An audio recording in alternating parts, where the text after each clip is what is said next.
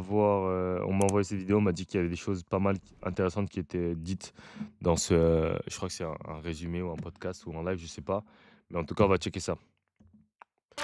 Bon, je sais pas si on va regarder l'intégralité du truc, Salut mais l'équipe, nous sommes très déçus puisque l'équipe de France vient de perdre son huitième de finale face à la Géorgie. On a vécu, j'ai dit une belle après-midi basket, un bel après-midi basket, non, on a vécu un calvaire, disons-le, défaite 80 à 70. Première réaction, Stéphane Erwan, après ce match très difficile pour nos Bleus. Vas-y, bon. Ouais, écoute, moi je suis KO sur place, j'ai l'impression d'avoir perdu un match à l'UFC contre Benoît Saint-Denis. Ça a été dur tout le match. Je savais que face à cette équipe-là, ça allait être un combat, que ça allait être compliqué sur les premières minutes, sur la première mi-temps. Je pensais pas qu'on allait subir autant leur rythme et jamais réussir à imposer notre jeu. On est très déçus. Écoute, moi dépité, dépité comme nous tous, comme tous les supporters français. Je ne m'explique pas cette rencontre, je ne m'explique pas ce match. On avait loué notre profondeur de banc, elle ne sert à rien au final contre une équipe qui a 4 joueurs hors normes et des soldats. Et ben ça suffit pour nous battre. Je ne m'explique pas ce 6 sur 36 à 3 points avec des tirs grands ouverts. Je ne m'explique rien en fait. Je ne m'explique rien sur cette défaite de l'équipe de France. déjà, la première chose que je vais dire, et ça me fait rire parce que en fait, ça me fait vraiment rire.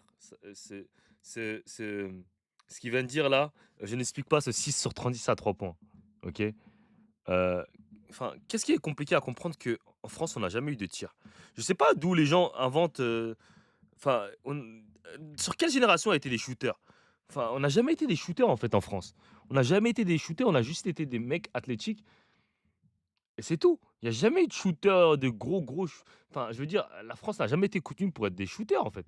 Que ce soit en jeunes, que ce soit en U16, U18, U19, senior, genre, enfin, voilà, quoi. Il y a quoi de surprenant? Je crois que sur le tournoi, on tourne à peut-être, moins de 30 à 3 points. Pourquoi il y a quoi de surprenant sur le 6 sur 36 à 3 points? Il y a rien de surprenant pour moi. Mais bon, après, bon. Effondré. On va quand même essayer d'expliquer, on va essayer de trouver les facteurs aggravants malheureusement parce que cette défaite a été prévisible, on en a beaucoup parlé sur les matchs de prépa puis ensuite sur les matchs de poule. On est comme toujours, j'allais dire en direct, non, on est comme toujours sur place à Riga pour suivre la compétition internationale de l'équipe de France qui s'arrête donc en huitième de finale et comme d'hab on va continuer nous à suivre les autres matchs sur place. Demain on va quand même faire la grande preview des quarts de finale et puis etc. Des C'est marrant, c'est marrant. ce sera moins marrant. En fin d'émission on parlera de la Serbie contre la Finlande, de toutes ces belles, pour l'instant c'est bons moments de basket qu'on a pu vivre depuis qu'on est en Lettonie. On va essayer de se replonger dans ce match les gars et de décrypter, d'analyser ce qui s'est passé. Erwan a commencé par j'ai pris un crochet, je suis knockout comme si je faisais du MMA. D'après vous, quel est le premier facteur qui vous vient en tête quand il faut expliquer cette défaite? Défensivement, on était loin de nos minima. Défensivement, on était loin de nos minima, puis on met pas un panier. Au bout d'un moment, Steph le disait dans les previews, dans des matchs de coup près comme ça, dans un Euro, dans une Coupe du Monde, dans aux Jeux Olympiques, en playoff NBA, dans ce que tu veux, dans des matchs comme ça, faut mettre des paniers. Faut être adroit, parce que ça change toujours tout pour l'adversaire, pour nous-mêmes. Et encore une fois, on retombe dans une panne d'adresse. Et il y a des drôles de leçons à tirer sur l'adresse des équipes de France de manière générale sur cet été. Oui, sur l'été en général. Oui, les oui, jeunes, oui, oui. C'est pas sur l'été en général, c'est de manière générale depuis la naissance des temps. C'est pas sur cet été, c'est tout le temps. C'est pas sur cet été, c'est tout le temps. Dites-moi une génération qui a été fort à 3 points. Je m'en souviens pas, moi. Quand on a été fort à 3 points? Quand? En quelle année? On va finir avec ça, mais l'été d'équipe de France est catastrophique. Il a débuté fin juin et il termine début septembre. Il a été dramatique des seniors aux plus jeunes. Mais sur la preview, moi je vous avais parlé de attention quand une équipe a 3-4 joueurs de très haut niveau, ça peut être compliqué. On connaît les points forts de cette équipe-là, et moi ce qui me fait mal, c'est de voir que Toko Shengelia a été MVP du match, il a été exceptionnel, Toko Shengelia, et de voir que Kamar Baldwin, qui est un bon joueur d'Euroleague, nous a cassé la bouche sur un poste de meneur de jeu, et ça m'emmerde. vous mettez ça tout de suite, 24 points pour les deux joueurs, 8 rebonds aussi pour Toto Shengaila avec son 3 sur 4 à 3 points, notamment celui qui va nous un premier dagger on pourrait dire à 68-68, il met cette énorme filoche, il en mettra une deuxième plus tard, il met des lancers francs à la fin. Baldwin lui aussi a été très adroit, a été un meneur de jeu, mais bon, franchement il m'a bluffé parce que moi c'est vraiment le genre de meneur que j'aime pas trop, il est pas très élégant, il a voilà, il est toute l'Euroleague, j'ai regardé, c'est pas. Et là, il a fait mal. Il a joué comme s'il était géorgien, tu sais, avec la fierté du maillot quoi. Moi ce qui m'embête, c'est que sur toute la rencontre, Attends, il s'est attends, baladé, il a dit quoi? sur tout le match derrière les pick and roll, sur du drive. Il a joué comme s'il était géorgien, la fierté du.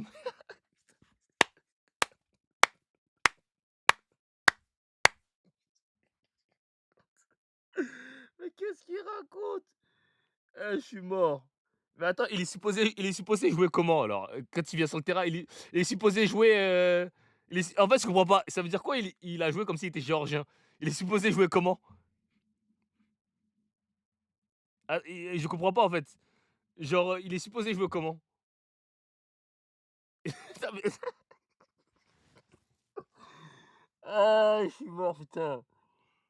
Oh là là là là là là. Mais il vient pour gagner. Qu'il joue en club ou qu'il joue à sélection ou en pick-up game où tu veux. Enfin, il se donne à f je comprends en fait, j'arrive pas à comprendre, je comprends pas. Je comprends pas, mais bon bref. Il joue comme s'il était tu veux qu'il joue comme s'il était quoi? Donc il va venir là, il va venir jouer avec une nation, il va porter ce maillot Il va venir à l'Eurobasket, il va pas il va pas jouer à fond, parce que soi-disant, il est pas géorgien. Ça make no sense.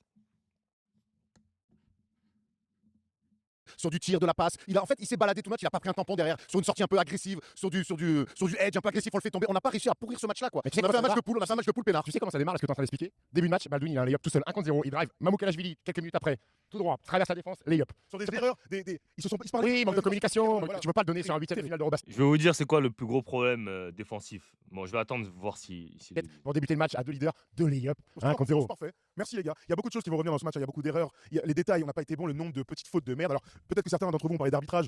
Depuis le début de la compétition, on fait des fautes. On est tout le temps en foul trouble. Donc c'est pas des trucs nouveaux en fait. Faut nous dire des trucs nouveaux qu'il y a eu sur ce match. Moi je comprends pas. Parfois, on n'a pas compris certains calls. En même temps, quand tu perds, t'es d'autant plus frustré. Mais le nombre d'erreurs qu'on fait. C'est pas les arbitres qui tirent à 3 points non plus. Alors ça c'est clair, mais en tout cas défensivement, le nombre de petites erreurs. On a combien de joueurs à 3 fautes, 4 fautes? Très tôt. Anthony Howard, 5 fautes ce soir. Zachary démarre, il fait une entrée, il loupe 2 tirs à 3 points, il fait 2 fautes, obligé de sortir, ça lui coupe de son match aussi. Gershon qui est absent quasiment du 3e quart-temps parce qu'il fait 3 fautes, encore une fois, attaqué par Toko Shengelia qui le force à faire une 3e faute et on le voit plus du 3e quart-temps. Oui, on a été pénalisé parce qu'on a des retards défensifs, parce que parfois on tient pas les duels, parce qu'il y a des manques de communication, donc on est pénalisé par les fautes. Mais on parle de défense et tout ça, mais à un moment donné, ils étaient à 70 points, il restait 2 minutes à jouer. Au final, on va prendre 80 parce qu'à la fin, ils mettent des points.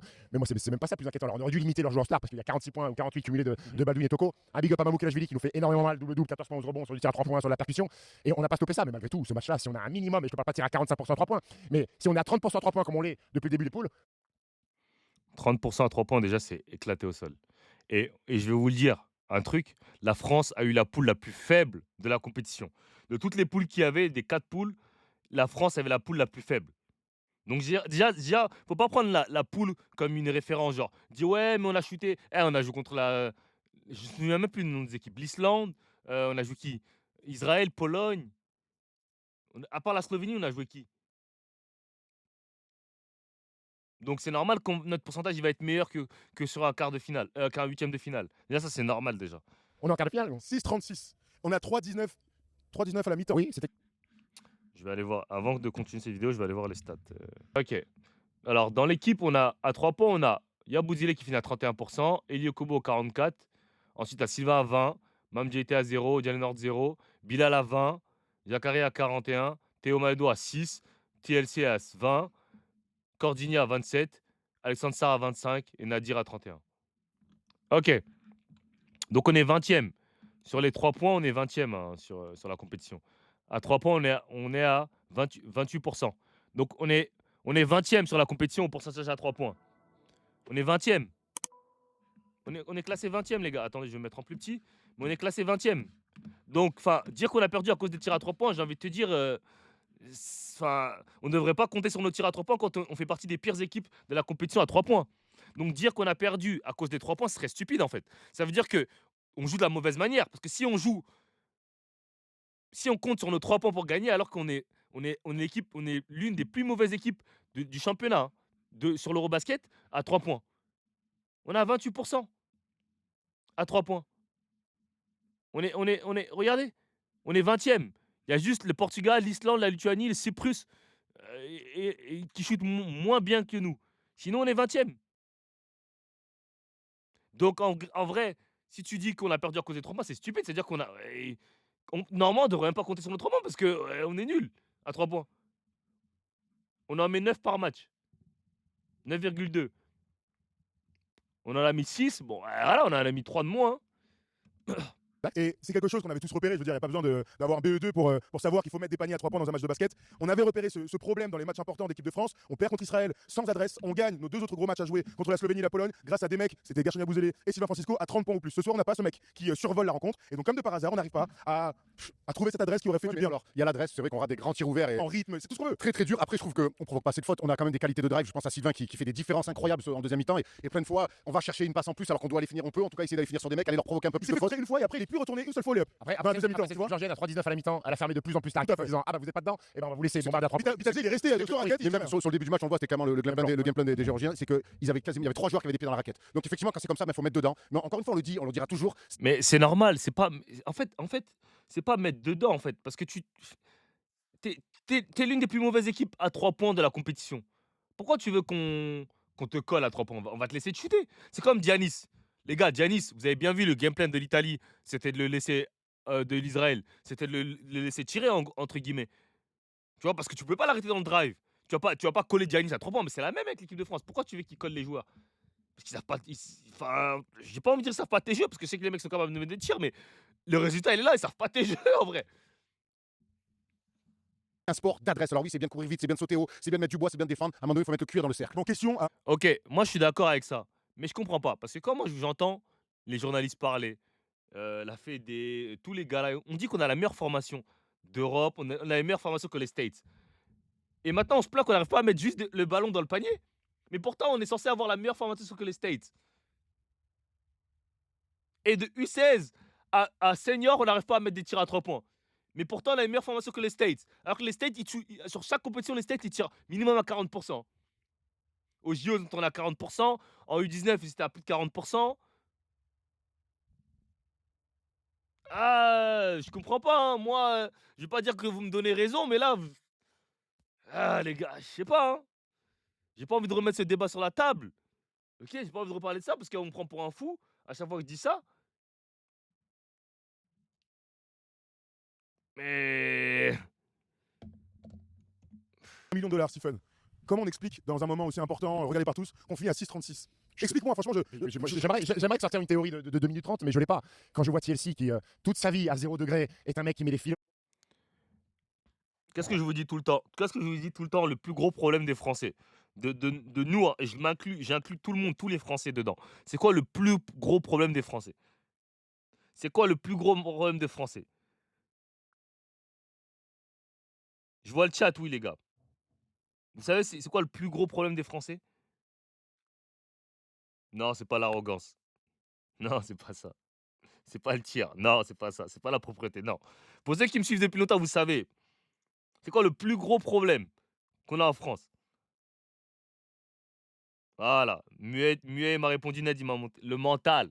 Ok, le mental, c'est là, mon gars. Tu vois, là. Avant même de shoot et tout, c'est là, gros. C'est là le plus gros problème de la France. Pourquoi les mecs, ils n'arrivent pas à taffer en NBA? Pourquoi les mecs, dans les moments chauds, ils n'arrivent pas à taffer? C'est là. C'est là. Ça n'a rien à voir avec les skills. C'est là. C'est là. Mentalement, c'est trop faible. Quand ça devient dur, ça mouille, ça tremble. Quand ça devient tough, les gars, ils disparaissent. Il n'y a plus de leader. Bilal Koulibaly, il a fait un mauvais match contre l'Israël. On l'a perdu, frère. On l'a perdu, gros. On l'a plus jamais revu de la compétition parce qu'il a fait un mauvais match. Alors que c'est rien un mauvais match. Tu peux faire un mauvais match et tu bounce back après. Mais le mec, il a fait un mauvais match dans le trou. Et je dis pas que c'est dur, hein. Je dis pas que c'est facile. Hein. Je dis pas que c'est facile tout ce qui leur arrive. Je dis pas que c'est facile de bounce back. Je dis pas ça, moi. Je dis pas que c'est facile. Mais je fais juste un constat. Dès que ça devient dur après, on est mort. Maledou, il a mal compensé sa compétition. Toute la compétition gaze. Wesh. Pourquoi on est aussi faible mentalement?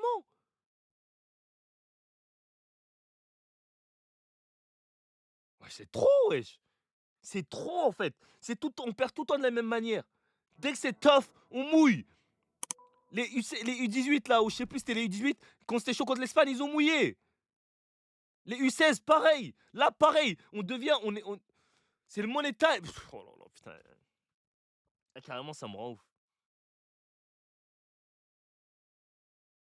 Ils sont trop faibles mentalement, frère.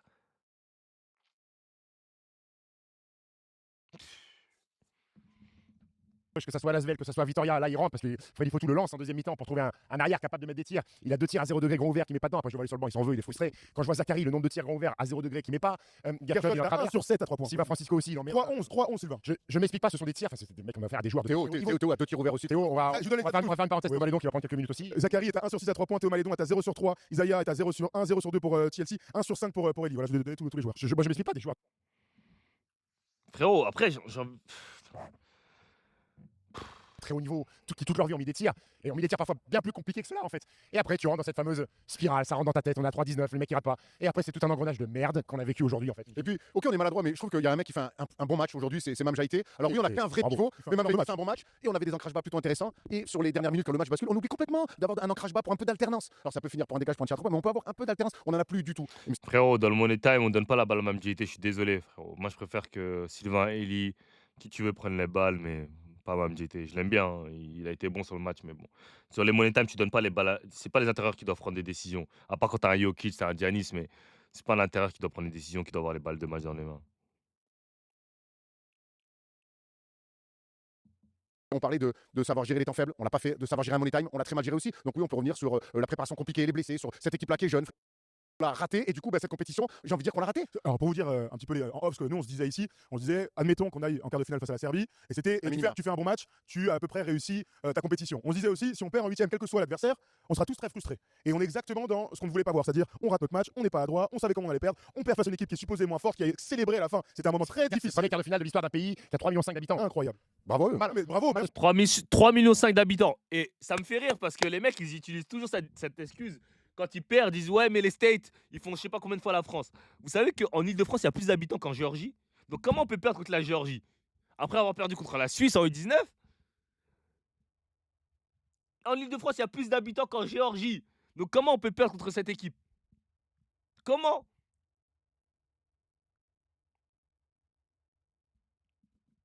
match il fallait. On a joué comme des hommes aujourd'hui et nous, Ah oui. alors un peu, vous savez, Manchester United, Arsenal, on n'a pas été en mesure de man-up, voilà, d'être capable de sortir les biscottos. Schengen nous a détruit, entre autres, hein, tous. Hein. Oui, tous. sur du plein fer en plus, hein, tout droit. Alors il a à 3 points, mais qu'est-ce qu'il est percutant. Alors c'est pas le plus aérien au-dessus du Pas cercle, besoin, hein. mais il va tout droit. Après, les gars, ils vont dire ouais, mais vous critiquez et tout. Mais il n'y a jamais de changement. En fait, chaque année, c'est la même. L'année dernière, je vous jure, au JO, on a juste eu de la chance. Je sais pas ce qui s'est passé, les mecs se sont transformés. Mais sinon, ça allait être parti encore pour une déception de ouf. Sortir à Paris en huitième, genre, ça allait être encore une déception de ouf. Perdre contre le Japon, genre, s'il n'y a pas des exploits l'année dernière, c'est catastrophique, genre. L'année dernière, si au JO, on ne fait pas des exploits, Mathieu met pas sur 3 points plus la faute. Il y a tellement d'exploits, genre. Perdu contre le Brésil, genre. Et en première mi-temps, t'as cette espèce de mano à mano, Gershon contre Toko Shengelia, où personne n'arrive à stopper l'autre, puisque Gershon fait une première mi-temps plutôt Gershon très met 10 correcte. points en premier quart-temps, Oui. il finit à 12. Mais tu parlais de temps faible. Deuxième mi-temps, on prend plus 4, il y a plus gros écart en faveur de la France, et après on prend 8-0, on repart à moins 6, alors qu'on avait récupéré ce momentum-là. Ce qui m'énerve dans ce match-là, c'est que je me suis dit tout le long du match, mais jusqu'à 4 minutes de la fin, Ça je va me suis passer. dit, on va avoir un temps fort, Oui. on va avoir un temps fort. Zéro. Et en fait, les Géorgiens, de l'entre-deux, à la fin du match où ils célèbrent, ils y ont cru, on les a jamais fait douter. Jamais. Et quand on revient à égalité, quand on revient à 68 partout, je me dis, ok, ça va le faire. On va défensivement prendre le dessus, on va courir, on va mettre de la course. En fait, les Géorgiens, ils ont joué, pas en sifflant parce qu'ils ont mis une intensité incroyable, mais en tout cas, ils ont été dans ce qu'ils voulaient tout le long du match et on n'a jamais réussi à les sortir. Et c'est extrêmement frustrant. Alors avant de continuer ce petit débrief, juste après le match, on était en zone mixte, on a pu avoir 3 joueurs de l'équipe de France. On vous laisse écouter leur réaction, vous imaginez bien la déception de tous. On a fait un match où on a été dur à certains moments, on a su faire les choses, on a raté beaucoup de shoots, mais c'était des shoots ouverts, c'était les situations où on voulait qu'on les prenne, donc c'était comme ça.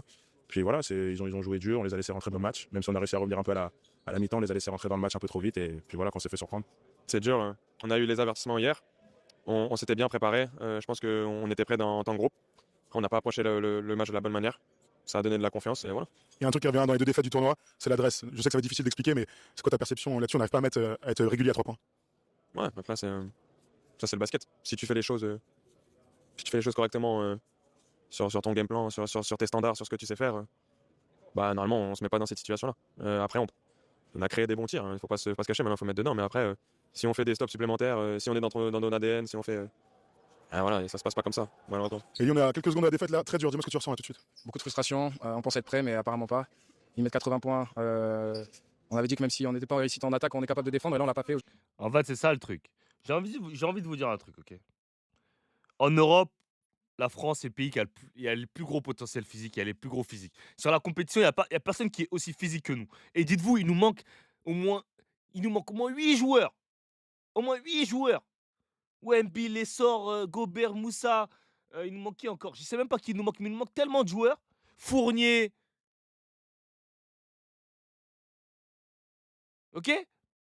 Déjà, il nous manque tous. Rien qu'avec ça, nos Zigfis, ça n'a rien à voir.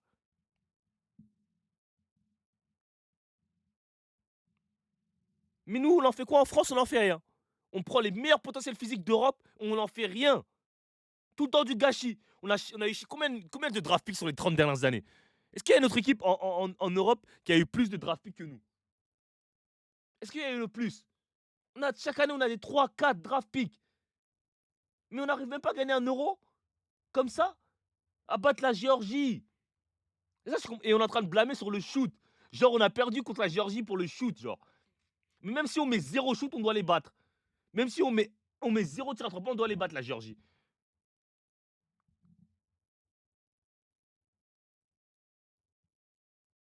Donc voilà.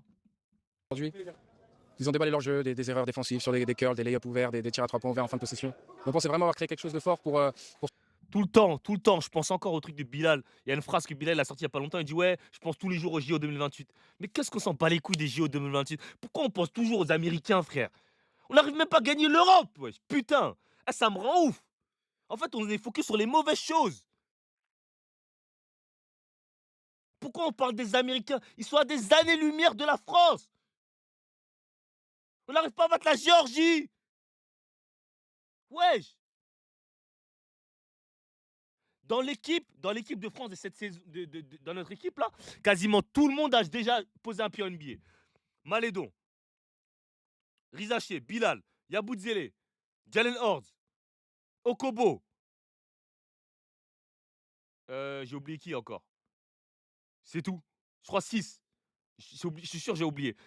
Nadir Ifil a fait Summer League NBA. Silva il a fait Summer League NBA. TLC il a joué en NBA.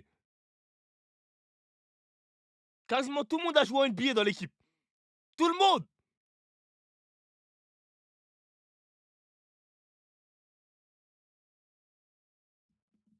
battre 40 minutes. On l'a montré sur des matchs où on était derrière à la mi-temps ou au troisième quart-temps. Et là, on n'a pas réussi à faire le run qu'il fallait pour revenir. Donc là, on rentre à la maison avec de la frustration. Alors, on vous a mis en dernier Elie Okobo, c'est le premier qui est passé au Toujours, on nous parle de. Et moi, ce qui me fait rire, toujours, on nous parle de mentalité Kaira. Déjà, j'ai envie de dire un truc. Je sais pas ce qu'ils veulent dire par Kaira. Si Rakai, déjà, c'est pas une bonne chose d'être une Rakai. Mais bon, bref, vous voulez dire mentalité Kaira. Maintenant, mentalité Kaira sur ce match-là, elle était où? Elle était où, mentalité Kaira, sur ce match? Parce que mentalité Kaira, c'est quand c'est tough, mon gars. C'est pas quand tu joues l'Islande ou quand tu joues une équipe qui est 1000 fois moins forte que toi. C'est quand il y a un huitième de finale, là, ça compte. Là, on joue pour gagner. Elle est où la mentalité Kaira? C'est où les Kaira maintenant? Moi, j'aimerais bien voir la mentalité Kaira quand ça compte. J'aimerais bien, moi. C'est qui le leader de cette équipe? Qui peut me dire sur cet euro, c'est qui le leader de l'équipe? Qui peut me dire? Dans le chat, s'il vous plaît, dites-moi si vous voyez un leader dans cette équipe. Qui est leader? Et je parle pas de leader désigné, je parle de leader sur le terrain. C'est qui le leader sur le terrain? C'est qui le mec? Tu sais que c'est le leader. Tu sais que c'est lui qui peut prendre la balle, dire ah, vas-y, c'est bon. Giannis, la Grèce, c'est Giannis le leader. La Slovénie, c'est Luka le leader. Pologne, Jordan Lloyd. Toutes les équipes, elles ont un leader. On sait que c'est lui le leader. Dans notre équipe, c'est qui le leader? J'aimerais bien qu'on me dise qui est le leader de notre équipe. Qui? J'ai pas vu un mec sur le terrain dire eh, vas-y, let's go. C'est bon, vas-y. Ah. J'ai pas vu un mec faire ça. J'ai pas vu un mec mettre un truc. Tu vois, il y a un truc de nervosité. Kaira, nervosité, ça, je l'ai pas vu, tu vois. Au JO, moi, je l'avais vu avec Cordinier. Ah, il crie, ah, let's go. Tu vois, là, j'ai rien vu. Rien vu, frère. Mais le moment où Elie est en train de répondre à nos questions et qu'il y a les Géorgiens qui crient derrière, ça nous a un peu tendu. Heureusement qu'on est des garçons bien élevés. Hein. Oui, mais bon, ça c'est leur la vie. sport, C'est voilà. une chose que peut-être Elise se rappellera un jour quand il recroisera les Georgiens. Et c'est peut-être des moments dans le rond central. C'est des moments douloureux. T'es éliminé d'un huitième de finale d'Eurobasket. C'est des moments où on va toujours dire c'est bien, ça va nous servir pour la suite. Ah, fuck la suite. Là, on est éliminé en huitième de finale de l'Eurobasket. J'ai bien la haine. Mais plus tard, sur une prochaine compétition, se rappeler des moments douloureux, de la tristesse, de C'est la pas chaud souffrance. qu'on va dire faut que ça serve de leçon. C'est pas chaud. On aura le temps pour dire que t'as raison. 2017, on se fait détruire par les Allemands avec un dunk de Daniel Theis. Ce qu'on appelle tough, c'est quand c'est le moment dur, il arrive et là t'es tough. Okay, c'est ce qu'on appelle des mecs tough. Des mecs tough, des mecs durs, c'est quand dans les moments durs, c'est eux qui surpassent. Tu vois, dans le moment où la Géorgie, il restait 3 minutes, on arrive à égalité, tu vois. Là, il fallait voir un mec tough, une équipe de Kaira qui dit, eh, vas-y, là, on lockdown tous leurs fesses, ok. Tout le monde tient à son gars, et en attaque, on va aller, on va mettre la balle là où ça fait mal et on va marquer. Boris Dio, je peux te dire celui-là, je l'ai eu en cauchemar pendant longtemps. 2019, on va faire une médaille de bronze à la Coupe C'est du Monde. le même moment où Tipeee prend sa retraite, on se dit comment on va faire pour la suite. Finalement, c'est l'âge d'or. On n'est pas au même niveau en tout cas avec cette équipe-là, mais dans la même construction. Mais non, il est dur ce match-là parce que Parce qu'ils n'ont pas fait le match qu'il fallait, les Français. Hier, les Lettons, ils perdent contre la Lituanie et quand on regarde le match, on fait ils font pas le match qu'il faut, les Lettons. Parce qu'un huitième de finale, un match couperé d'un euro, faut un supplément, faut quelque chose, faut une âme. Et ce qui m'a gêné aussi ce soir, même si j'ai trouvé que les Français sont battus, j'ai pas trouvé qu'ils ont baissé les bras spécialement, mais ça a manqué d'armes et ça a manqué d'âme. Le banc, pas très vivant, alors que comparé aux Géorgiens où ça se levait dès qu'il y avait un panier marqué, ça a manqué un petit peu de sel qui fait qu'une équipe peut passer ce genre de match. Et pourtant, tout le monde disait que le groupe était exceptionnel. On vous le dit, hein, mais il y a eu beaucoup d'absents, bien sûr, des grosses têtes, des grosses. Mais ce qui ressort de ce qui s'est passé en Pologne et sur les premiers jours en Lettonie, c'est que c'est un groupe hyper sain, vraiment très sympa à suivre. Trop, que des bons garçons. Peut-être que des bons garçons à un moment donné. Mais c'est ça le problème à bout d'un moment. Que des bons garçons, ça marche pas au basket, ma gueule. Il faut des méchants. Au basket, il faut des méchants. Faut être méchant au basket, c'est ça que les gens n'ont pas compris. Gentil, ça marche pas. Surtout dans le haut niveau, gentil, ça marche pas. Faut être méchant. Que des bons garçons, ça marche pas, justement. Ça marche pas. Les Kerry, quand ils nous attrapaient au JO, ils ont dit quoi? KD, encore la vidéo de KD dit Man, friends, man. Quand votre esprit de groupe, là, vous jouez depuis 10 ans ensemble, ça va vous aider quand vous allez garder Steph? Ça marche pas, frère. Faut être méchant, gros. Dans ce monde, faut être méchant. L'attitude de Goga Bitadze qui est incoachable. Je vous le dis tout de suite. Oh là là, on sait pas si c'était à la télé, ça, mais c'était incroyable Il ça. est incoachable. Il sort en première mi-temps, il détruit les chaises sur le banc de touche, il arrache des bouteilles, il enlève son maillot. En deuxième mi-temps, il est sorti encore, il pète un câble. Je pense que son coach connaît le loustic. Il fait pas de surenchère sur l'énervement, il le laisse. Mais tu vois, des fois, il se parle mal, les Georgiens. Ils se parlent très mal. Ils se parlent très mal. Oui, oui. Nous, on est déjà Bravo à Mais tu vois, c'est ça qui est bien, tu vois. Ils disent ils se parlent mal. C'est pas qu'ils se parlent mal, c'est qu'ils se disent la vérité. T'as vu quand tu joues au basket, t'as pas de feelings. Genre, c'est pas parce qu'on va te dire, là, si un mec qui est nul, tu dis, vas-y, Théo Maldo, réveille-toi, t'es gaze. Depuis le début de la compétition, tu mets pas un panier, réveille-toi. Normalement, il doit y avoir quelqu'un dans l'équipe qui est capable de dire ça au mec, parce que tu sais que c'est pour le bien de l'équipe, parce que tu sais qu'il y a des mecs, il faut les piquer pour qu'ils se réveillent. Mais tu peux pas laisser un gars comme Théo, avec le niveau qu'il a, avec le potentiel qu'il a, avec le niveau, avec la saison qu'il a fait, tu peux pas le laisser normal depuis le début de la compétition, il est gaze comme ça, tu lui dis rien. Faut toucher les gars dans leur ego à bout d'un moment. On parle toujours d'ego, ils ont parlé d'ego quand Moussa est pas revenu. Ouais, il a un ego, il a un ego, il a un ego. Mais à bout d'un moment, il faut peut-être avoir un ego dans le basket. Il faut peut-être avoir un ego. Quand les mecs, il arrive en interview, après il dit ouais, mais mec, OMB, on les aurait lavés. Et les mecs sur internet, ils pleurent. Il dit ouais, mais il parle trop, mais ferme ta gueule, ils viennent de nous laver. Fermez vos gueules.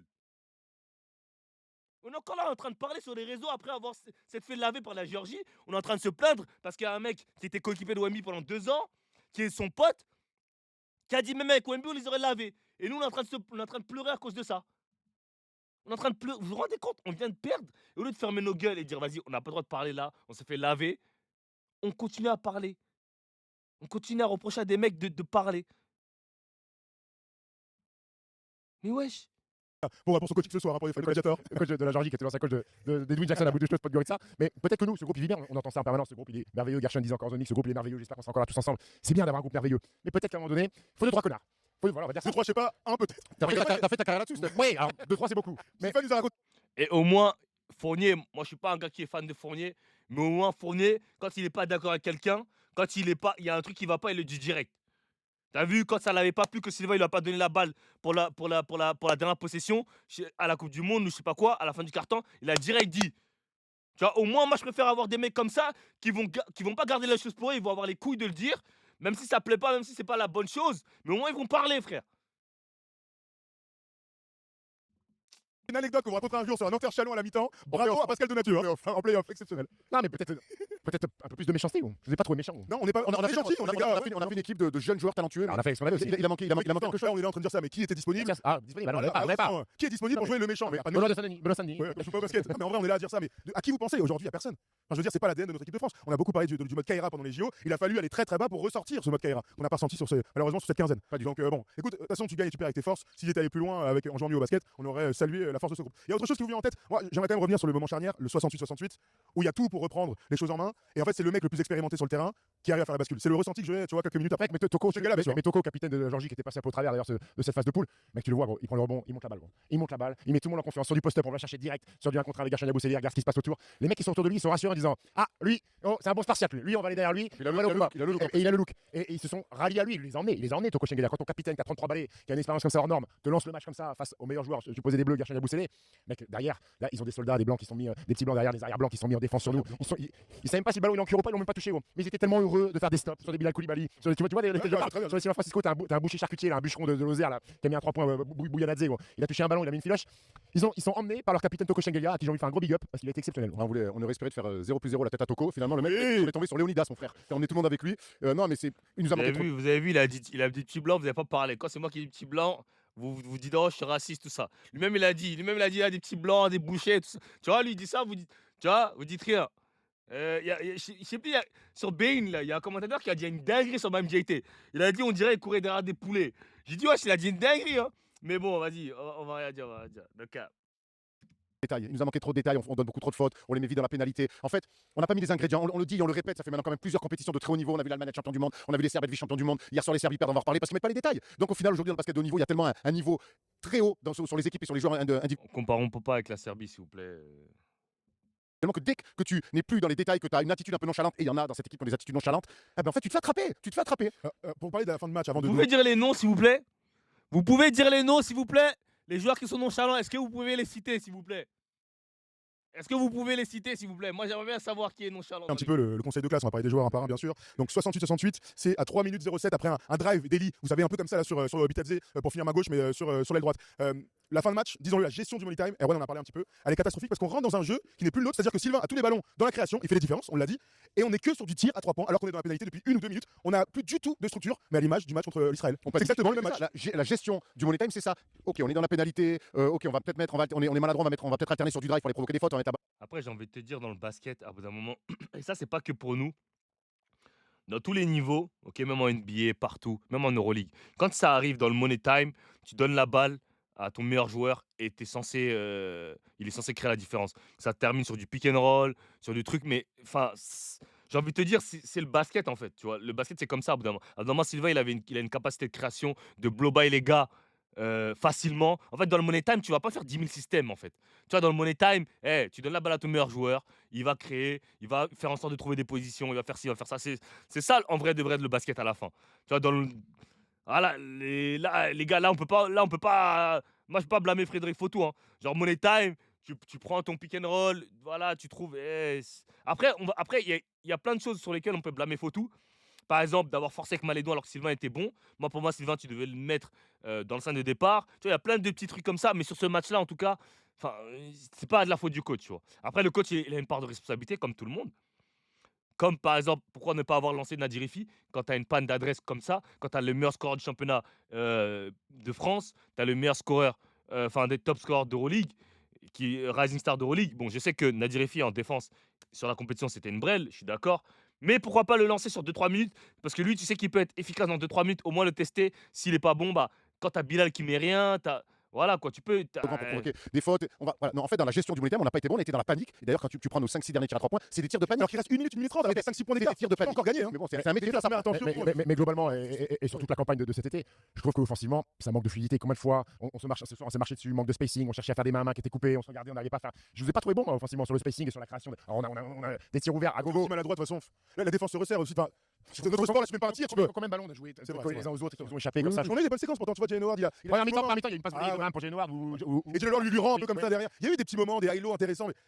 Bon, de toute façon, on a perdu, vous avez vu, on est très négatif et on se retient un peu parce qu'on les adore les mecs. Il a manqué trop de choses. Mais de toute façon, nos équipes de France, on les adore, que ce soit les jeunes, les filles, les garçons. Mais c'est comme quand on France-Suisse, les petits, on est avec eux à la compète, on est sur place, c'est génial. Mais évidemment, quand tu perds contre la Suisse alors que tu mènes de 15 points, t'as la haine. Quand les filles, elles sont censées être favorites et qu'elles font même pas médaille, t'es en colère parce que les équipes de France, on les aime. Et forcément, quand tu perds comme ça, et que c'est des contre-performances, parce que tu peux perdre. Mais là, je reste persuadé qu'on perd et que c'est une vraie contre-performance. Donc, oui, on est perd contre l'équipe supposée moins fort. Voilà, c'est tout. Oui, supposé moins fort. Après, tu te rends compte aujourd'hui sur un Eurobasket, j'ai pas vraiment l'impression, mis à part Chypre.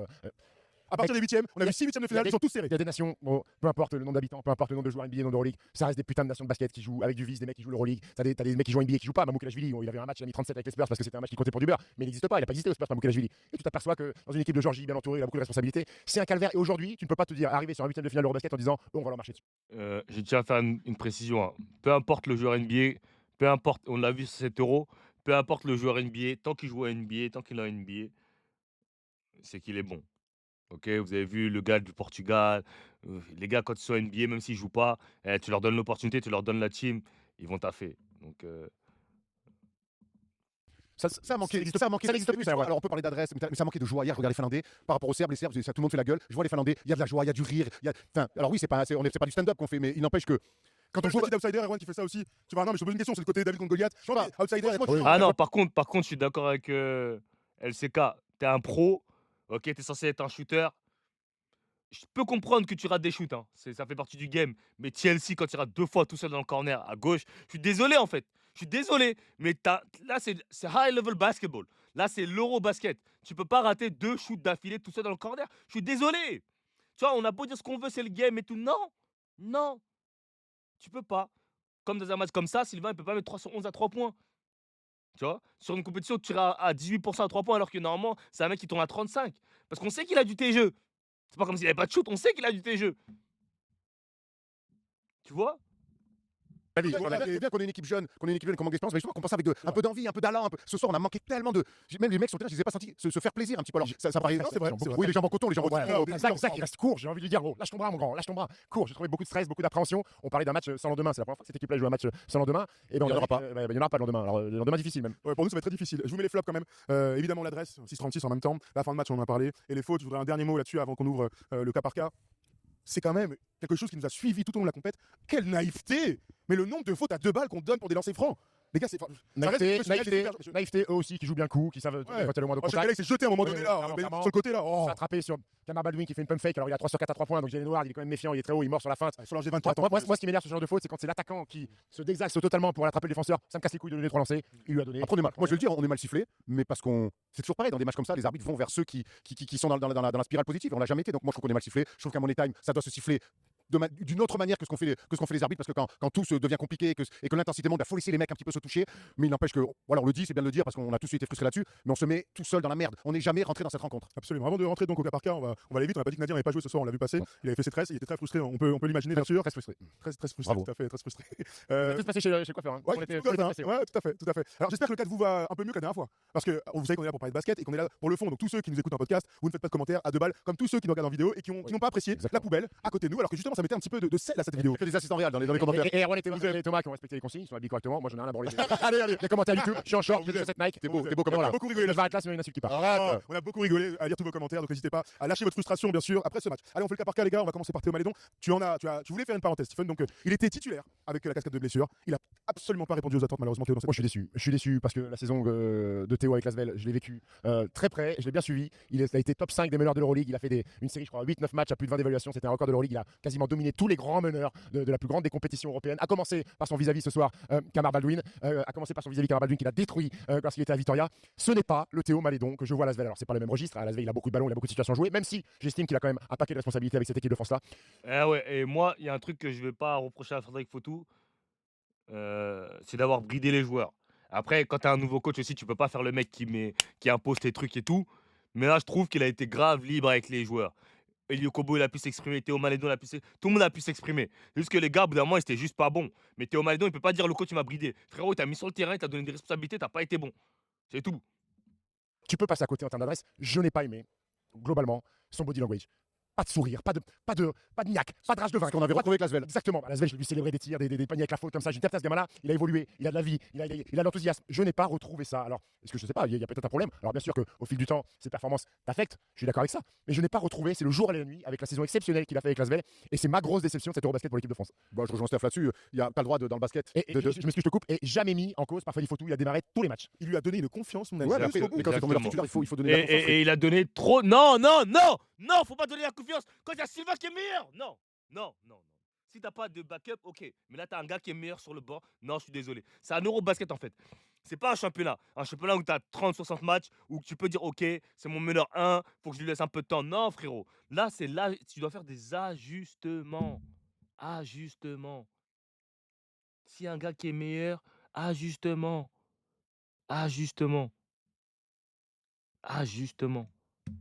C'est un mec comme ça. Là, pour le coup, il l'a pas rendu sur le terrain en tout cas. Puis c'est vrai que quand un mec est pas bien dans son basket, derrière, c'est essaie de compenser avec une attitude, de l'énergie.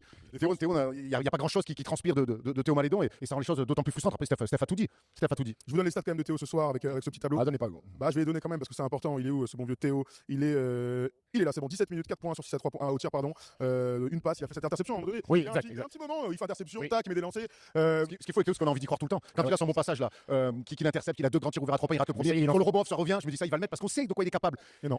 Après, s'il n'a pas de problème au niveau des dents, s'il a pas mal les dents. Si, peut-être pas qu'il la fasse évidemment une par jour, hein, comme ça sur Théo. Mais il y a un truc que j'ai trouvé dingue quand on parle de la confiance par rapport au coaching de Freddy Fotoux, c'est qu'il est donc dans le 5 majeur, il a des ballons à lui, tu vois, des petits teardrops, des petits moments comme ça où il peut se mettre en confiance. Derrière, il perd tellement sa confiance que sur du pick and roll, il fait des passes à 2 balles, il perd des ballons. Sur la deuxième mi-temps, des lancers quand tu vas pas au il loot de la FC0 sur 2 à un moment donné. Dans la deuxième mi-temps, c'est Sylvain qui commence et il a joué Freddy pendant de longues minutes avec Théo et Sylvain ouais. en même temps. Et je me suis dit, je reconnais un coach meilleur de jeu. C'était un beau passage d'ailleurs. Ça a été un beau passage, mais ça n'a pas été malheureusement pas assez longtemps. Voilà. Théo, défensivement, il y a des oublis qui coûtent très cher. Il donne des lay-ups, il se fait souvent prendre off-ball, tout ça. Bon, bref, voilà. Allez, on avance. Isaiah Cordigné joue 9 minutes ce soir. On n'a pas du tout retrouvé évidemment Isaiah sur la compétition. Sur la compétition. Il n'est jamais rentré dans sa campagne. Sur 2 dernières minutes, il est percutant. Au tout début du match, il est percutant. Il va mettre un beau lay-up d'ailleurs un peu acrobatique, très sympa. Mais pas de réussite sur le tir à 3 points. Et puis après, il n'existe pas dans le jeu de l'équipe de France. Il a moins 10 de plus-minus avec Bilal, c'est les deux pires. Ouais. Terrible. On avance un petit peu. On avance. Qui je peux vous proposer? Bilal, ouvrons bien, on n'a pas du tout parlé aujourd'hui. Bilal, il fait son pire match malheureusement de la compète. Bilal, franchement, si je serais lui, il lui reste 3 semaines avant le training camp, hein. Il a intérêt à dormir dans le gym, hein. Parce que là, Washington, là, l'équipe qu'ils ont, ça n'a rien à voir avec l'année dernière, hein. Là, franchement, et c'est vraiment un gars, je ne le connais pas personnellement, mais c'est vraiment un gars que j'aime bien de par son histoire, de son potentiel, etc. Mais Bilal, s'il ne fait pas très attention, il prend la trajectoire des Kylian Hayes et tout, hein. Parce que la NBA, ça va très, très, très, très, très, très, très, très vite.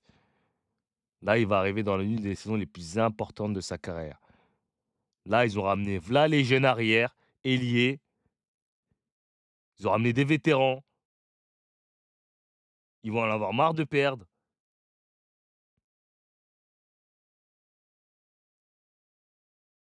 Il a vraiment énormément de choses à travailler. Tes jeux, création balle en main. Parce que dès que ça match physiquement en face, Bilal, c'est chaud, hein. C'est chaud, hein.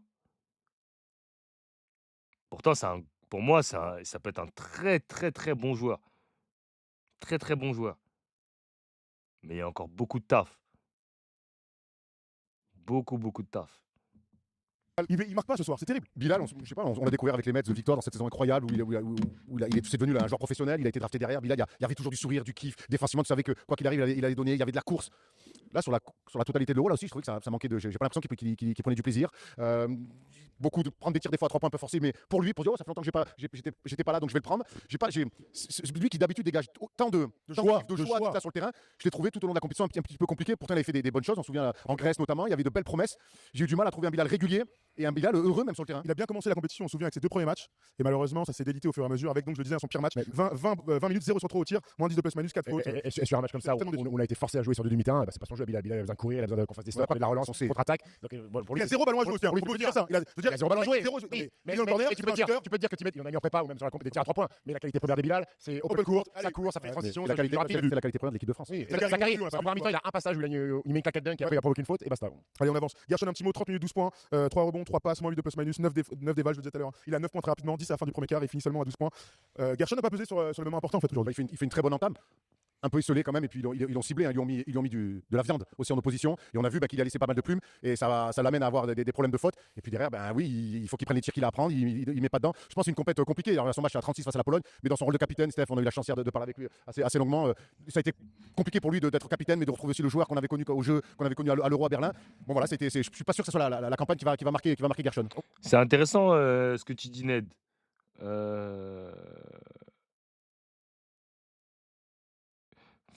T'as raison, faut qu'il s'améliore au shoot. Mais bon, le basket, c'est une histoire de confiance. Et Bilal, 0 points, c'est dingue. Mais bon, il a perdu sa confiance. Donc, ça suffit de un mauvais match pour perdre complètement sa confiance. Si c'est ça le truc, c'est que, comme je le dis, il y a un gros problème. Oui, c'est une campagne globalement décevante malgré son coup d'éclat et ses 36 points. Il a été irréprochable en tant que capitaine et ça, on n'a rien à dire là-dessus. Maintenant, le nouveau statut de capitaine, prendre la succession de Nicolas Batum, le nouveau statut avec cette équipe-là, avec cette composition d'équipe-là, où c'est censé être le leader offensif numéro 1. Et surtout, une physionomie d'équipe où il est ballotté du poste 5 au poste 4, qui pour moi ne lui facilite pas la tâche. À un moment donné, Gershon Yabusele est un fantastique poste 4 et je pense qu'on l'use et on le crame à passer entre les deux. Après, la réalité, on n'a pas le choix. Au bout d'un moment, il y a 12 pivots qui sont pas venus ou blessés. Bon, au bout d'un moment, on n'a pas le choix. Non, mais je peux quand même regretter qu'il ne voit pas la balle non plus dans la fin de match. Je veux dire, Quand t'as pas la balle, je peux pas marquer. On peut le dire à 1000 fois. Non mais il n'a pas la balle. C'est ce que je dis. Après, à bout d'un moment, gros, moi je l'ai vu dans la fin de match contre la Pologne. À bout d'un moment, si tu veux la balle et que le match il est serré, mais demande la balle, gros.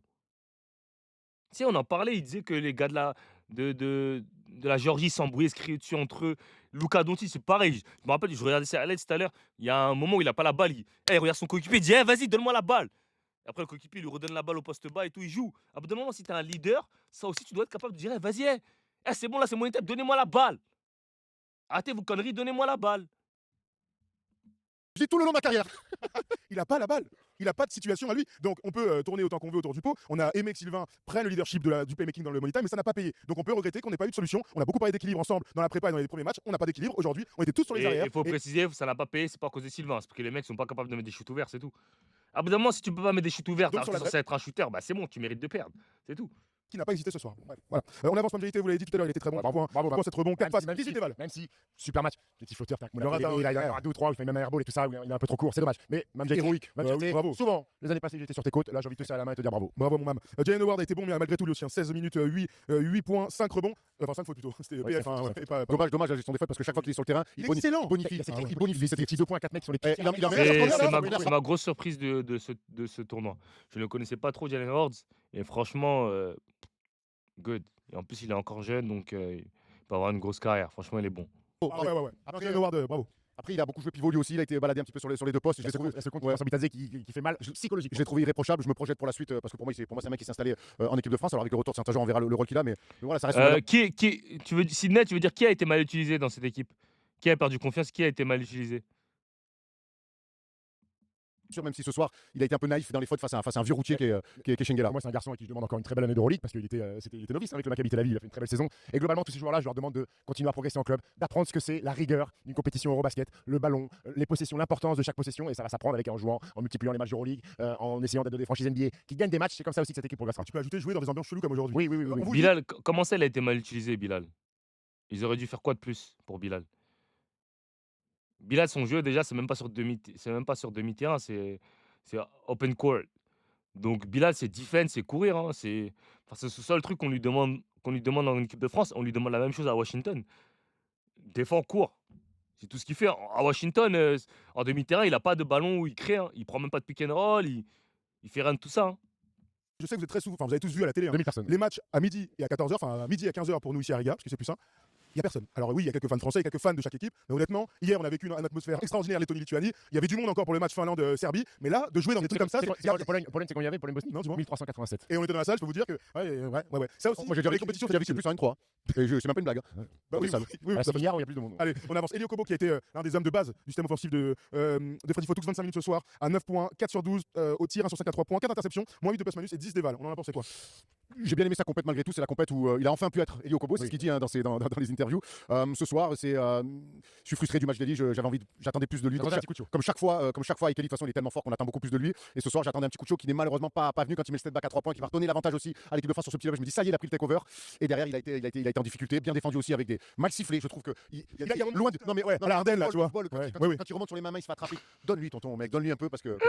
Donc, je peux vous poser une question, elle est volontairement agressive et vous me dites ce que vous en pensez. Est-ce que Elio Kobo est assez fort et a assez d'aura pour jouer comme il joue dans notre équipe de France, c'est-à-dire qu'à un moment donné, il joue comme une star qui a tous les ballons sur du 1 contre 1, à jouer des step back, etc. Est-ce qu'il est assez fort pour nous faire gagner et passer des tours? Je sais pas, moi, je vais faire à Monaco toute l'année. C'est pas Monaco, accompagné- c'est l'équipe de France. D'accord, mais Monaco est accompagné de stars qui sont au-dessus de lui. Mike James, Jordan Lloyd, machin. Jordan Lloyd, il le fait. Pourquoi Okobo, il pourrait pas le faire en équipe de France? Jordan Lloyd, il le fait bien avec la Pologne, non?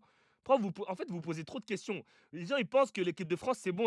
Gros, si tu sais faire ça en Euroleague, tu sais faire ça en NBA, tu peux le faire en Europe. Dennis Schroeder, il le fait même pas en NBA, même s'il est bon, c'est un très bon joueur, mais il vient en FIBA, il est encore plus fort. Arrêtez de croire que les mecs, ce qu'ils font en club, ils peuvent pas le refaire ici, ils peuvent refaire la même chose. Et il a aussi également de temps en temps ce rôle-là où il joue 4, 5, 6 possessions de suite, où il est en feu, où il met des énormes tirs. Donc je vois pas pourquoi il serait pas capable de le faire avec l'équipe de France. Pourquoi Jordan Lloyd, je le vois sur le tournoi, on n'est pas sur le même niveau, tu vois. Bah, en fait, Sidney dit, à partir du moment où tu mets pas de shoot à 3 points, les défenses vont automatiquement rester dans la raquette. Donc, automatiquement, ça va fermer la raquette. Donc, pour les drives, déjà, ça va être beaucoup plus compliqué. Maintenant, quand tu fais pas de stop défensif, bah, tu as moins de relance. Donc, c'est ça qui complique le truc, tu vois. C'est pour ça. C'est une question que je me suis posée pendant le match. Parce qu'il y a un moment donné où la balle est dans les mains d'Eli à chaque action, où on lui dit gros, il n'y a rien, il n'y a plus rien. Du pick and roll joint, fais-nous la différence. Est-ce qu'on a même un joueur dans l'effectif capable de le faire? J'ai On l'impression. peut se poser la même question pour Sylvain quand on le voit faire ce qu'il fait. Quand on le voit faire ce qu'il fait. Oui, Moi, je trouve que c'est dur à des mecs qui sont très forts comme ça dans la main, qui sont des artistes. C'est dur de leur dire bah vas-y gros, fais-moi gagner. En fait, ça n'existe pas. Alors il faut des situations. Alors évidemment qu'après quand il y a de l'ISO, les mecs c'est leur talent qui va parler. Mais ce soir, je trouve que quand même dans le money time, on n'a pas de situation. On est sur du hero ball, du dribble. Putain, on est sous la pression du chrono. On n'est pas dans des situations comme on retrouve Sylvain avec Kaunas ou Eli avec Monaco. Ils ont des ISO clairs avec eux où on clear out complètement. C'est du 1-4 et puis là c'était vraiment trop brouillon. Malheureusement, Luka quand il a des situations à lui, ouais mais tout le monde, c'est des situations. Au moment où on parle, Luka n'a pas encore joué contre l'Italie, donc on verra aussi. Après, c'est l'histoire d'ISO et de création et de 1 contre 1. Moi, je préfère quand elles sont amenées, quand il y a eu 12 ou 14 secondes où il s'est passé des choses, où des joueurs ont touché la balle, où la défense a bougé et a travaillé, et là, tu récupères la balle, et là, tu organises, tu joues un pic ou tu joues pour toi-même. Plutôt que tu montes la balle et d'entrée de jeu, parce que là, tu affrontes une défense qui est déjà en place, qui n'a pas bougé, et c'est plus compliqué à battre. Mais je trouve qu'Eli, moi, un joueur comme Eli Okobo, ce qu'a fait Freddy Foto avec Eli Okobo, je pense que c'est la bonne solution, lui donner la liberté, lui donner la possibilité d'exprimer son basket. Ça me va, on est tout à fait d'accord. Sylvain Francisco, c'est le dernier, on avancera ensuite. Il finit encore à 25 minutes ce soir, 14 points, alors 3 sur 13 au tir, 4 bons, 3 passes décisives, je le disais tout à l'heure sur Twitter pour rigoler, mais ce soir, Sylvain, pour moi, il doit finir autour des 10 passes décisives. Si on est dans une adresse à peu près normale, parce que le nombre de décalages après dribble qu'il a réussi à faire sur du drive and kick, dans un jour normal, il finit à 14 et 10 et on passe. Sylvain, il fait une bonne compète pour moi. Je l'ai dit, je le répète, il s'est installé dans cette équipe de France là sur un poste de meneur où il y a des places à prendre. Maintenant, je reste persuadé, on l'a un peu su en grattant, que ce qui s'est passé avec Luka, juste après son match énorme face à la Slovénie, ce qui s'est passé après est un scandale incroyable, mais ça l'a touché. Erwan parle évidemment des insultes racistes, 3000 messages suivis par Sylvain. Ça l'a affecté, tous les regards étaient sur lui. Maintenant, Sylvain, c'est un profil moderne et c'est un mec qui ne se cache pas. Et ce soir encore, je trouve qu'il ne se cache pas. Alors la fin de match, elle est compliquée pour lui et pour Eli, mais par contre, il met des tirs, il n'a pas peur, il nous ramène aussi par son adresse. Donc voilà, moi j'essaie de. Je suis très frustré ce soir, mais je me projette avec des mecs qui ont de l'orgueil et la digestion de cette vilaine défaite à l'Euro va les faire revenir meilleurs, j'en suis sûr. Mais tu as raison de parler de ce qui s'est passé après la Slovénie. Au-delà, on va pas revenir sur les insultes racistes qui sont tout simplement scandaleuses, mais la répercussion de ce qu'il y a eu, parce que c'est lui qui a lancé, parce que s'il fait ça contre la Belgique et Ismaël Bako, en 3 heures, plus personne n'en parle. La répercussion que ça a eu, mais pas seulement sur l'Eurobasket, sur le monde entier. Draymond Green s'est même permis de dire je suis content d'avoir tapé cette équipe-là en finale des Jeux Olympiques parce qu'elle a fait ça. Il n'a rien tapé du tout, d'ailleurs. Non, je suis content avec les Américains. Ouais, voilà. Non, c'est bien de dire ça, les Américains. Ah, Draymond Green m'a fait rire quand il a fait ce commentaire. J'ai dit ça ouf. Ça touche plus le racisme, plus ça a touché, et Erwan l'a dit pour avoir discuté, il a été impacté, et ça a impacté sa fin après son match exceptionnel, il a été impacté par tout ça. Moi je préfère l'avoir dans cette équipe là, je préfère avoir un mec qui se cache pas, qui a peut-être du gâchis, qui a peut-être un peu de déchets, mais lui il se cache jamais, il prend ses responsabilités, et je suis bien content de l'avoir vu épanoui avec cette équipe de France là, avec le rôle qu'il a eu, qui est similaire à ce qu'il a à Kaunas, et j'ai vraiment hâte de le revoir en 2027 au Qatar à la Coupe du Monde. Ce qu'on peut ajouter, c'est que le poste de meneur de jeu est le poste le plus en friche de l'équipe de France. C'est-à-dire que dans cette compétition-là, on est parti avec 100% des meneurs de jeu qui n'étaient pas au JO l'année dernière. C'est-à-dire que même le plus meneur de jeu qui était au JO l'année dernière, c'était Isaiah Cordier qui a joué meneur par moment. Et Sylvain Francisco, aujourd'hui, gagne sa place dans les 12 parce qu'il fait avec Kaunas, mais par ce qu'il fait aujourd'hui sur ce tournoi et sur le match d'aujourd'hui. Aujourd'hui, c'est le meilleur meneur français, c'est ce que j'ai envie de dire. De la compétition. Alors, Non, mais c'est le meilleur meneur qu'on ait. Il n'y a pas meilleur aujourd'hui. Alors, on va prendre une grosse pensée quand même à Mathieu Strazel qui est dans un registre différent. C'est un meneur plus académique qui n'a pas quand même de mettre des gros tirs. Il a quand même beaucoup manqué, je trouve. Mais les gros tirs, La défense, le leadership. La défense et le leadership. Et c'est un truc qu'on doit dire aussi qu'on n'a peut-être pas dit. Ça a manqué de leadership. On a dit que cette équipe elle était homogène et que tout le monde pouvait faire tout. Mais en fait, ça a manqué un peu d'un leader et de leadership. Pour vous, qui est meilleur meneur, Strazel ou Sylvain? Si vous devez choisir entre les deux, Strazel ou Sylvain? Répondez-moi dans le chat, s'il vous plaît. Je vais mettre un poll. Strazel ou Sylvain? Dites-moi. Et Mathieu, mine de rien, a marqué des points par son absence. Comme souvent. On se souvient qu'Andrew était revenu pour les JO après avoir été évincé de la Coupe du Monde à Manille. Tu veux rajouter un dernier truc? Non, parce qu'on se projette sur 2027 au Qatar et la Coupe du Monde. Ça va avoir du temps avant ça. Oui, bien sûr. Sylvain Francisco qui a été le meilleur meneur de l'équipe de France sur cette Eurobasket. Mais qu'est-ce qu'on fait en 2027 si Théo Malédon est une nouvelle fois pendant 2 ans un des meilleurs meneurs de Euroleague avec le Real Madrid? Qu'est-ce qu'on fait? Moi, je sais ce que je ferais. Là, le problème, il est d'attitude. C'est pas le niveau. Mais attention, quand tu dis attitude, Non, vas-y, il en a rien à foutre et il a pas envie d'être là. C'est pas Mais ça. là, il est meneur titulaire de l'équipe de France. J'en attendais beaucoup. On était tous ultra confiants. Il n'a pas répondu aux attentes. Donc ça, c'est des choses qui peuvent me permettre de dire que même dans 2 ans, je serais capable de. Je passe pas le cap. Évidemment, en fonction de la concurrence, on n'est pas con à ce moment-là. La preuve, il était titulaire là, mais il a 2 compétitions. Ça s'est pas bien passé les 2 fois pour des raisons peut-être différentes, avec des temps de jeu très différents. Mais il y aura du temps, bien sûr, avant cette Coupe du Monde. Sûrement, voilà, il y a des mecs qui vont émerger, des gars qui vont disparaître. Je veux dire qu'en 2027, j'aurai 45 ans. Et on y sera, j'espère, au Qatar. On y sera évidemment, mais il faut que je vieillis. Putain, on dirait que ça, y a pas c'est de plus doute, jeune. vous savez qu'il y a qu'un seul truc qui ne s'arrête pas, c'est le temps, bien sûr. Comme disaient les grands philosophes. Thierry Henry disait tu arrêtes ta montre. C'est bien. Attends, Erwan, c'est le mec en... Le temps n'arrête pas le temps. C'est lui ou c'est lui? J'ai oublié. Mais en tout cas, il fait pas. On a bien compris, l'équipe de France s'est fait éliminer face à la Géorgie. Encore une fois, grosse dédicace à nos amis géorgiens qui ont fait un gros match. Ils ont célébré. Bravo à vous. Nous, ça a été très difficile. Ceux qui se posent la question, on reste bien, les gars. On va continuer à couvrir cette Un peu moins compétition. de saveur, mais on le fera quand même parce qu'il y a des bons matchs de basket. Mais bon. Bravo Thomas Lorquis qui arrive demain. et qui va pouvoir. Demain, il va Il a dire. du timing. Bravo, bravo. Il Thomas. fallait le débrief de l'équipe de France. Sachez que. Il fallait le débrief de France-Serbie pour la 16e place, avec un 15e. Heureusement qu'il n'y a pas de match de qualif. Hein. Oh, la Coupe du Monde, c'était terrible la dernière fois. La bonne Bref, nouvelle, tu sais quoi? dis-moi. C'est que depuis que la FIBA a mis en place ses fenêtres de qualification, avant c'était tu qualifié pour les prochaines compétitions. Sur cette compétition-là, la France n'aurait pas été qualifiée pour la Coupe du Monde de 2027. Ça aurait été dramatique. Donc parfois les fenêtres, bon, on leur pisse On dessus. critique, voilà. Mais là, on est quand même content puisque la France va jouer des matchs de qualification pour être à la Coupe du Monde Et en 2027. général, ça devrait bien se passer, hein, bien sûr.